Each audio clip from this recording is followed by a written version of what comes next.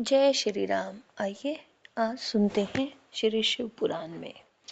विदल और उत्पल नामक दैत्यों का पार्वती पर मोहित होना, पार्वती का कंदुक प्रहार द्वारा उसका काम तमाम करना और कंदुकेश्वर की स्थापना तथा उनकी महिमा। सनत कुमार जी कहते हैं, व्यास जी, जिस प्रकार परमेश्वर शिव ने संकेत से दैत्य को लक्ष्य कराकर अपनी प्रिया द्वारा उसका वध कराया था, उसके इस चरित्र को तुम परम प्रेम पूर्वक श्रवण करो।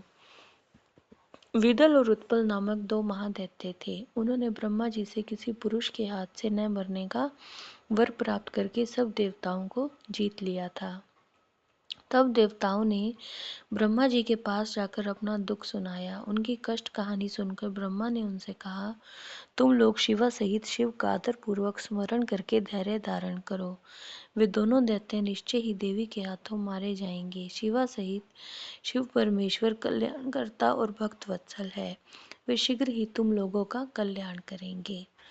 सनत कुमार जी ने कहा, मुने, देवों से ये कहकर ब्रह्मा जी शिव का स्मरण करते हुए मौन हो गए।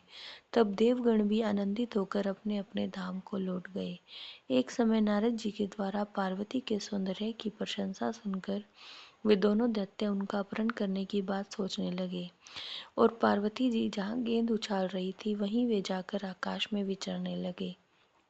वे दोनों घोर दुराचारी थे। उनका मन अत्यंत चंचल हो रहा था। वे गणों का रूप धारण करके अंबिका के निकट आए। तब दुष्टों का संहार करने वाले शिव ने अवहेलना पूर्वक उनकी ओर देखकर उनके नेत्रों से प्रकट हुई चंचलता के कारण तुरंत उन्हें पहचान लिया। फिर तो सर्वस्वरूपी महादेव ने दुर्गति नाशिनी दुर्गा को कटाक्ष द्वारा सूचित कर दिया कि ये दोनों दैत्य हैं, गण नहीं।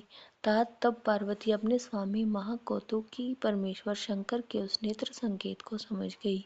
तदंतर सर्वज्ञ शिव की अर्धांगिनी पार्वती ने उस संकेत को समझकर उसी गेंद से एक साथ ही उन दोनों पर चोट की। तब महादेवी जी की गेंद से आहत होकर वे दोनों महाबली दुष्ट दैत्य चक्कर काटते हुए उसी प्रकार भूतल पर गिर पड़े जैसे वायु के झोंके से चंचल होकर दो पके हुए ताड़ के फल अपनी डंठल से टूटकर गिर पड़ते हैं, अथवा जैसे वज्र के आघात से महागिरी के दो शिखर ढह जाते हैं। इस प्रकार अकार्य करने के कारण उद्यत उन दोनों महादैत्यों को धराशायी करके वह गेंद लिंग रूप में परिणत हो गया। समस्त दुष्टों का निवारण करने वाला वह शिवलिंग कंदुकेश्वर नाम से विख्यात हुआ और ज्येष्ठेश्वर के समीप स्थित हो गया। काशी में स्थित कंदुकेश्वर लिंग दुष्टों का विनाशक, भोग मोक्ष का प्रदाता और सर्वदा सत्पुरुषों की समस्त कामनाओं को पूर्ण करने वाला है। जो मनुष्य इस अनुपम आख्यान को हर्षपूर्वक सुनता, सुनाता अथवा पढ़ता है, उसे भय का दुख कहाँ। वह इस लोक में नाना प्रकार के संपूर्ण उत्तमोत्तम सुखों को भोगकर अंत में देव दुर्लभ दिव्य गति को प्राप्त कर लेता है। ब्रह्मा जी ने कहा, मुनि सत्तम, मैंने तुमसे रुद्र संहिता के अंतर्गत इस युद्ध खंड का वर्णन कर दिया। यह खंड संपूर्ण मनोरथों का फल प्रदान करने वाला है। इस प्रकार मैंने पूरी की पूरी रुद्र संहिता का वर्णन कर दिया। यह शिव जी को सदा परम प्रिय है और भक्ति मुक्ति का फल प्रदान करने वाली है। सूत जी ने कहा, इस प्रकार शिवानुगामी ब्रह्मपुत्र नारद शंकर के उत्तम यश को तथा शिव शतनाम को सुनकर कृतार्थ हो गए। यूँ मैंने संपूर्ण चरित्र में प्रधान तथा कल्याणकारक यह ब्रह्म और नारद का संवाद पूर्ण रूप से कह दिया। अब तुम्हारी और क्या सुनने की इच्छा है।